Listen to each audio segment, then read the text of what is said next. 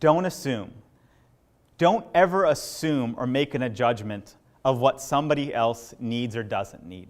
One of the best lessons I ever got was when I was 23, and it was the one year that I worked for somebody else. And there was this really smart, driven, successful entrepreneur. And there was 5 of us working in a startup.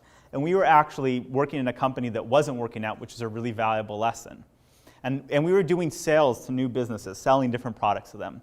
And I was on the phone with this one individual, and it just seemed like they weren't going to want our product or service or didn't have the money for it, so I didn't ask for the sale.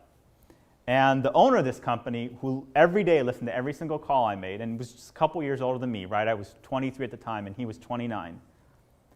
He ripped me a new one like you wouldn't believe. Like I had just called his grandmother and cursed her out. And he said, Jason, you don't ever assume what the customer needs or doesn't need. You ask for the sale every time, and you leave the judgment to them, whether they want the product or service or not.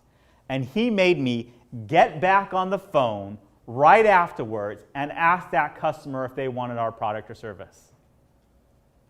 And that customer that I was sure didn't want our product or service. They still didn't want the product or service. They didn't buy.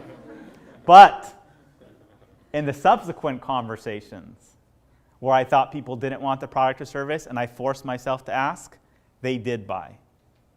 Don't assume the things that people want or don't want, that they have money for or that they don't have money for. You offer your value.